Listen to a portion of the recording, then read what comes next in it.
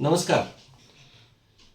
कोल्हापूर जिल्हा सहकारी दूध उत्पादक संघाच्या अर्थात गोकुळच्या निवडणुकीच्या संदर्भात राष्ट्रवादी काँग्रेस आणि मित्रपक्षांनी संयुक्त पॅनेल करावं आणि त्याची परवानगी नामदार हसन मुश्रीफ साहेबांनी मुख्यमंत्र्यांकडून घ्यावी अशा पद्धतीची मागणी गोकुळचे संचालक आदरणीय युवराज बापू पाटील आणि केडीसीसी बँकेचे संचालक आदरणीय भैयाजी माने यांनी कालच केलेली आहे. त्याच्या वर्तमानपत्रामध्ये बातम्या प्रकाशित झालेल्या आहेत. खरं तर राष्ट्रवादी काँग्रेसचे भाजप, शिवसेना, जनसुराज्य सोडून अन्य कोणी छुपे मित्रपक्ष आहेत का हे पहिल्यांदा त्यांनी जाहीर करावं आणि मग संयुक्त पॅनेलची मागणी करावी.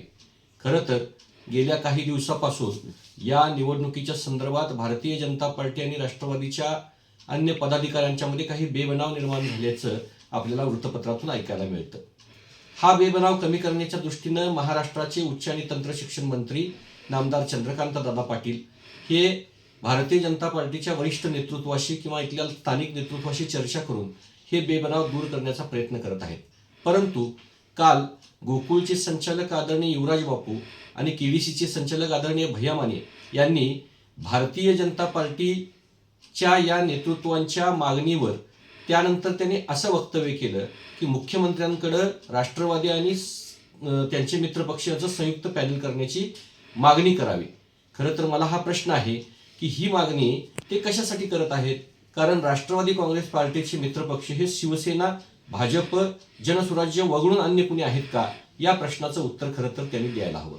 गोकुळच्या निवडणुकीच्या बाबतीत मी माझ्या मंजुनाथ सहकारी दूध व्यावसायिक संस्थेच्या वतीनं कोल्हापूरच्या सर्किट बेंचमध्ये एक याचिका दाखल केलेली आहे की गेल्या 1108 दूध संस्था ज्या अवसानामध्ये निघण्याचा प्रक्रिया सुरू झालेली आहे, या 1108 दूध संस्थांना मताचा अधिकार प्राप्त व्हावा. या 1108 दूध संस्था ज्यावेळी मतामध्ये येतील त्याचवेळी निश्चित खऱ्या अर्थानं या सभासदांना न्याय मिळेल.